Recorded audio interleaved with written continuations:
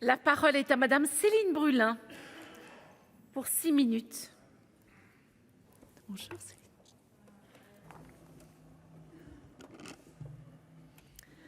Madame la présidente, madame la ministre, mes chers collègues, ce texte qui nous est présenté comme bien souvent comme un texte technique est en réalité lourd de conséquences sur l'organisation de notre modèle sportif. Nous l'avons déjà un peu abordé, car le cœur de ce projet de loi, c'est évidemment la création de l'Agence nationale du sport, contrairement à ce que son titre laisse entendre. Au lieu de cette méthode qui ne fait pas honneur à votre ministère, il aurait été plus opportun de conduire un large débat sur notre modèle sportif, sur ses atouts, sur ses défauts et sur les éventuelles modifications à lui apporter avant de définir les structures et les outils nécessaires à la mise en œuvre d'une politique sportive. De ce point de vue, vous garantissez, Madame la Ministre, un projet de loi d'ampleur sur le sport d'ici 2020, mais le Premier ministre n'en dit mot dans sa récente intervention de politique générale, ce qui n'est pas pour nous rassurer.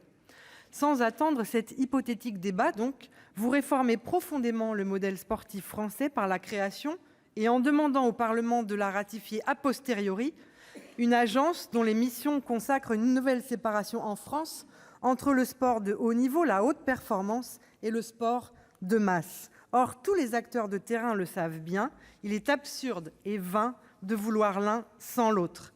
C'est là importer une vision étrangère, anglo-américaine pour être précise, sur laquelle notre culture nationale, totalement différente, ne peut se calquer et qui est d'ailleurs loin de remplir toutes ses promesses dans les pays en question, même en prenant en considération les seuls critères du sport de haut niveau. Plus grave encore, cette agence, à laquelle vous nous demandez pour la forme de donner notre assentiment, marque un désengagement inédit de l'État et ouvre la porte à une privatisation du sport qui rompt avec tout ce qu'est le modèle français du sport. Ainsi, le monde économique aura-t-il son mot à dire sur la politique du sport et l'utilisation des deniers publics en matière sportive? On se demande bien au nom de quoi l'État se dessaisirait volontairement de ses prérogatives au profit d'un groupement d'intérêt public tout en continuant à le financer. C'est le contraire qu'il faudrait faire, désintoxiquer le sport, tout du moins certaines disciplines, de l'argent qui conduit parfois aux antipodes des valeurs de l'olympisme. En revanche, dans d'autres disciplines et dans le sport amateur et dans bien de nos territoires, on tire le diable par la queue, si vous me permettez cette expression.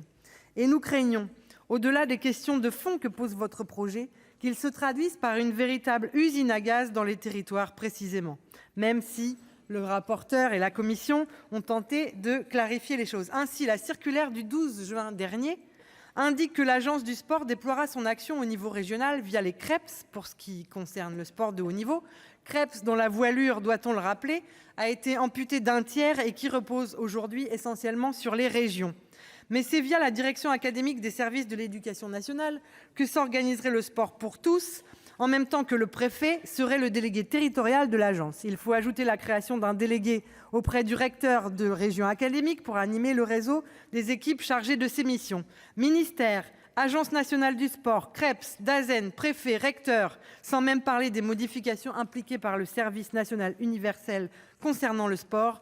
Il faudra un bon sens de l'orientation à nos élus locaux pour trouver le bon interlocuteur pour mener à bien les projets sportifs dans leur commune ou dans leur bassin de vie. Ce que vous nous proposez n'est donc pas davantage justifié par un besoin de simplification que par le projet de fond qui le sous-tend. Et on voit difficilement ce que le pays, les élus comme les citoyens, ont à gagner dans tout cela.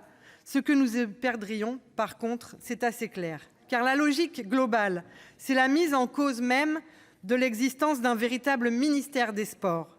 Le travail de sape a déjà commencé, comme en témoigne la baisse du budget de sport de 6% cette année, après une baisse de 7% l'année précédente. Le sort réservé au CTS est dans ce cadre tragiquement parlant, avec la volonté d'en transférer 1 sur 2 vers les fédérations sportives et la suppression du concours qui conduit de fait à l'extinction à moyen terme de ce corps.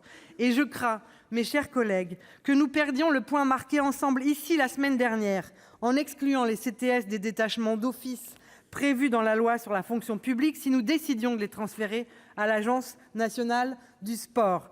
Puisqu'une pause dans ces transferts a été obtenue, vous l'avez reconfirmé, madame la ministre, puisque la mission Cucherat-Resplandy-Bernard doit rendre ses conclusions au mois d'octobre, vous l'avez également rappelé, ne nous engageons pas dans un remède qui pourrait finalement s'avérer pire que le mal. Le sport, en France, c'est bien davantage que le sport. Dans beaucoup de nos territoires, une partie essentielle de la cohésion sociale s'y joue.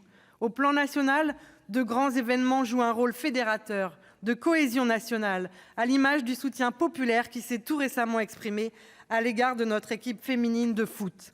C'est aussi au quotidien un vecteur d'engagement pour des milliers de bénévoles qui font vivre le sport de proximité dans quasiment chacune de nos communes.